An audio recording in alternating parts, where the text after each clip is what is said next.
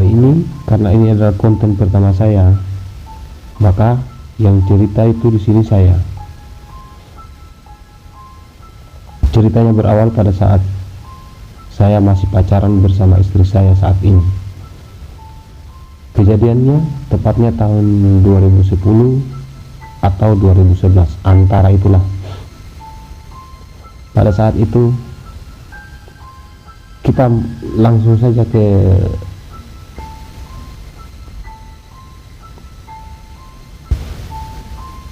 inti cerita.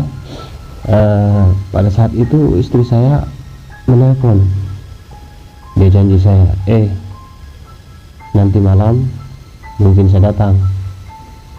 Saya bilang oke, saya tunggu, dan ingat, karena kau sudah berjanji, maka kau pastikan harus kau datang. Karena saya tidak suka habis kau janji saya dan kau tidak datang. Nah, karena istriku ini dia dengar saya bilang begitu, terpaksa malam itu, walaupun kondisi kapal dia sudah tahu bahwa kapal itu dalam keadaan masih belum normal, tapi bukan new normal ya, bukan juga, karena itu kan tahun 2010, jadi belum ada kondisi new normal dan lain-lain. Jadi hari itu istri saya mendapatkan musibah yang lumayan lah, yang pada saat itu setelah mereka naik di kapal, jalan jauh sampai di depan kapota. Oh ya, istri saya orang mancing, jadi sementara saya tinggal di Bau-Bau, jadi dia harus, kalau ke Bau-Bau, jadi dia harus naik kapal. Oleh karena itu dia naik kapal langsung. Pada saat itu masih ada yang berangkat dari jam 10 malam sampai tiba di Bau-Bau jam 6 pagi atau jam 7 pagi. Nah, karena kondisi kapal tersebut rusak, jadi kapal ini mogok pas di depan kapota, pulau kapota kalau Anda pernah ke Ranci. Jadi setelah dalam perjalanan tersebut kapal ini mogok, maka istriku ini dia telepon saya, kita ini sudah mogok kapalnya kita, jadi kemungkinan besar malam ini saya akan ke Salim, kita charter body, katanya seperti itu. Akhirnya saya iyakan, oke. Tapi kata istri saya, tapi malam ini kamu harus jemput saya di Salim. Salim adalah kampung saya. Jadi malam itu dia paksa saya untuk jemput dia di Salim. Dalam kondisi seperti itu saya langsung, masih tengah malam pada saat itu, sekitar jam 1 malam, dia telepon, dia paksa saya untuk pulang ke Salim. Saya menyanggupi, dan itu adalah kali pertama saya pulang di Salim sendirian.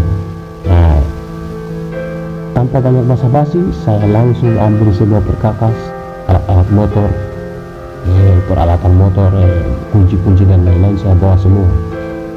Saya takut di perjalanan motor kuda kenapa kan.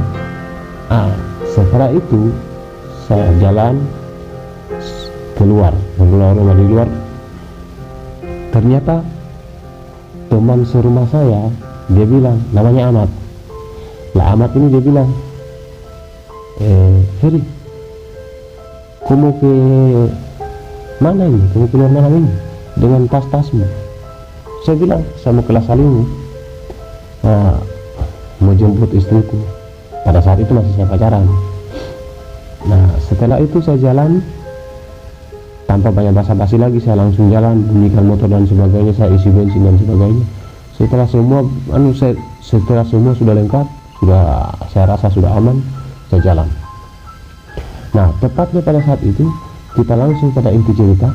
Pada waktu itu saya tiba dalam perjalanan, saya tiba di Gonda Baru. Kalau orang pernah ke Pasar Wajo, pasti tahu Gonda Baru. Nah, di Gonda Baru ini ada halte bis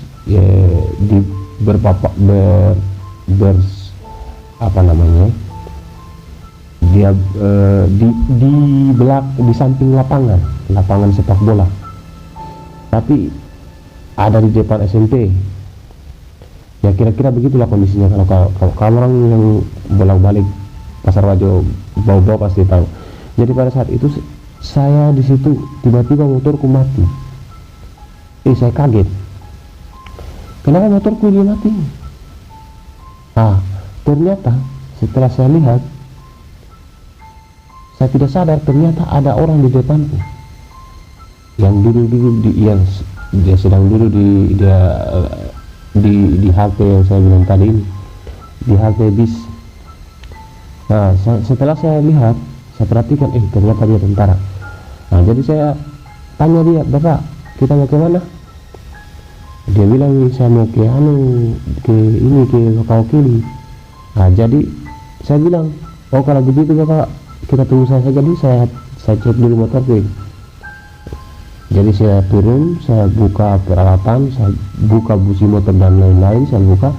Setelah saya pasang kembali busi itu, saya starter langsung bunyi. Saya langsung bilang sama ini, "Bang, mari katanya, ingat pada saat itu si bapak ini, bapak polisi, bapak tentara ini, dia itu menggunakan pakaian lengkap. Bayangkan, tentara malam-malam pakaian lengkap dengan tas, dengan sepatu ransel dan senjata. Dan pada saat itu saya masih blank, belum pernah berpikir bahwa ada apa sama malam ini tentara yang membawa senjata lengkap seperti itu, seperti orang mau perang. Tapi saya tidak berpikir seperti itu. Saya positif thinking. Saya jalan, saya ajak itu bapak, motor saya sudah bunyi, bagaimana kita jalan? Akhirnya kita orang jalan dari Gonda Baru itu langsung ke Lokawakili. Di dalam perjalanan saya lihat, saya merasakan kok tiba-tiba motor saya ini ringan, yang tadinya ada semacam ada orang. Kan kita tahu saya bawa tentara ini, ada orang, tapi perasaanku, kenapa ini motor sudah ringan, kayak tidak ada orang. Jadi saya balik ke belakang, ternyata saya lihat itu tentara sudah tidak ada. Dalam hatiku saya bilang, mungkin dia jatuh nih bapak ini. Karena saya berpikir begitu, langsung saya berpikiran, saya mau balik dulu, saya mau pergi lihat siapa tahu ini bapak ini ada di belakang ke sana. Karena saya mau balik, jadi saya bilang dalam hati, jangan sampai ada motor. Jadi saya lirik ke kiri kanan dulu, karena kita tahu jangan sampai ada biasa orang balap-balap di Pasar Wajo situ. Jadi saya belok, saya tanpa sengaja saya lirik ke bawah. Ternyata saya lihat ada sendal swallow di stand kaki motor sebelah kanan, ada sendal swallow. Kemudian saya balik kiri lagi, ternyata di sebelah kiri juga ada. Tapi yang bikin saya berhenti, ternyata sendal swallow itu dia posisinya dia lurus seperti ada yang pakai, tapi tidak ada yang pakai. Saat itu saya bilang, saya tidak takut. Saya kemudian tidak jadi, saya belokkan motor, saya langsung putar balik kembali menuju Las Alimu. Dan pada saat itu saya berhenti dulu, lalu saya bakar rokok, kemudian saya jalan sambil merokok. Di perjalanan tiba-tiba saya dihadang lagi. Kalau kalian tahu itu Gunung Teletabis, orang Pasar Wajo pasti tahu. Jadi Gunung Teletabis itu saya lihat ada gajah. Astagfirullah, saya bilang, bisanya ada gajah di Buton. Sementara Buton ini tidak ada gajah. Tapi saya positif thinking saja. Jadi lanjut cerita, saya jalan terus saya ngebut saya punya motor menuju ke Pasar Wajo, dan akhirnya Pasar Wajo pun lewat, dan sampai jalan itu terus dari antara Pasar Wajo ke Las Alimu. Di situ saya ketemu tepatnya di Desa Matawiyah Kalau ya ada yang tahu itu di lokasinya di namanya Maode. Maode ini adalah jembatan persisnya. Jadi di jembatan ini biasa orang di situ disebut pasir hitam. Nah, jadi di jembatan ini saya lihat ada base camp, semacam base camp orang yang kerja proyek begitu. Tapi kemudian yang bikin heran saya, karena mengapa saya berpikiran bahwa itu adalah base camp, karena di situ ada saya lihat lampu. Ternyata lampu itu setelah saya naik sampai di atas pendakian, karena jembatan itu langsung ada pendakian, sampai di atas pendakiannya jembatan ini, maka saya lihat ternyata lampu tadi itu berasal dari ibu-ibu. Nah, ibu-ibu ini saya berniat untuk mau bantu dia. Saya berpikir karena kasihan ini ibu tengah malam, mungkin dia habis pulang menyuluh. Jadi saya pikir saya bantu saja ini ibu deh, jangan sampai kasihan dia jalan kaki. Saya tanya nih, ibu kita dari mana? Dia jawab saya, jawabannya cuma senyum saja. Nah, jadi saya bilang, saya tanya lagi, ibu kita dari mana? 3 kali saya tanya, dia tidak jawab. Sampai saya upayakan, saya pakai bahasa cia-cia, dia tidak jawab juga, hanya dia tersenyum. Lalu saya penasaran, saya pikir jangan sampai ini bukan orang. Saya lihat dari atas sampai ke kaki, ternyata tidak ada kakinya. Langsung di saat itu saya geber saya punya motor, saya gas. Saya tidak peduli lagi mau ada apa, mau ada, saya gas. Saya tancapkan saya punya gas. Singkat cerita, saya sampai di suatu tempat di namanya desa itu Kumbewaha, atau orang bilang Kanawa. Sampai di situ akhirnya saya ketemu dengan orang mabuk. Nah, di orang mabuk ini saya lampiaskan semua emosiku. Dia palang saya di jalan, tapi karena posisinya dia mabuk, jadi saya yang malah